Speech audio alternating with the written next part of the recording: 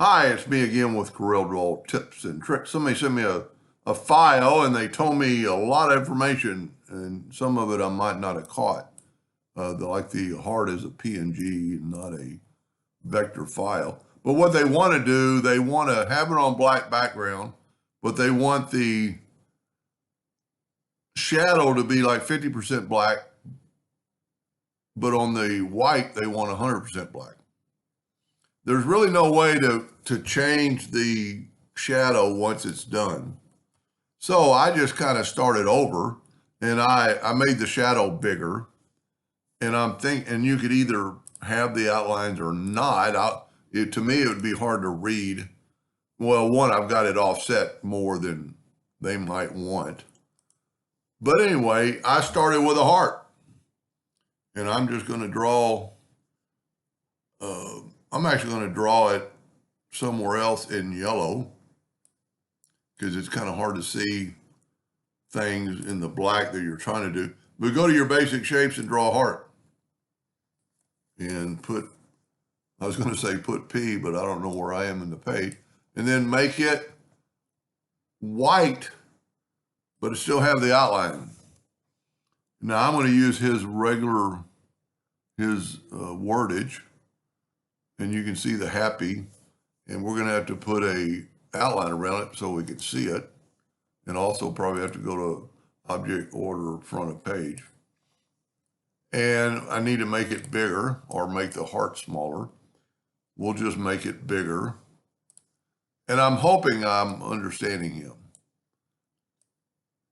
So you've got about some of it over the heart, some of it under the heart. And then we need to make a copy of that. And actually, I don't want the fill right now, so I'm going to left click. So there's no fill now. If you can see, it's all yellow. It's transparent. And I'm going to Control D and make a duplicate. And there's one thing I stress a lot. Change this to 0, 0. You'll be a lot happier. Then when you make a duplicate, it'll be right on top. Now, I'm going to probably move it more than he had on his shadow. So what I'm going to basically make is a shadow. So I've got that right there as my shadow. Now I can take because I've got a vector line there, I can take my Smart Fill tool, set on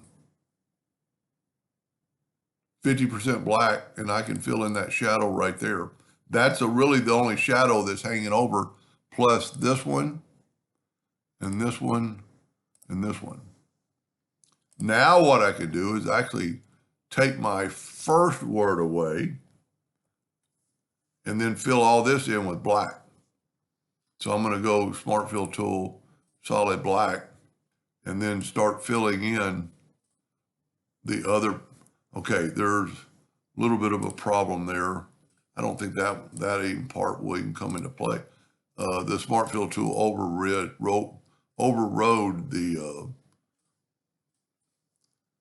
other fill I had there. So let's take it away. There we go. And see what's going to happen when I fill that in with black. It's going to do that. So what you can do sometimes, and let's see if this works. Let's just get rid of that fill. And well, I moved my lines out of the way, but this should work. Nope. What am I doing? Smart Fill.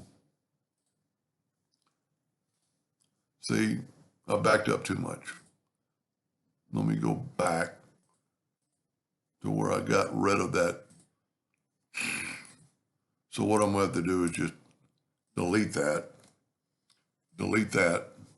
take my Smart Fill tool, set on black.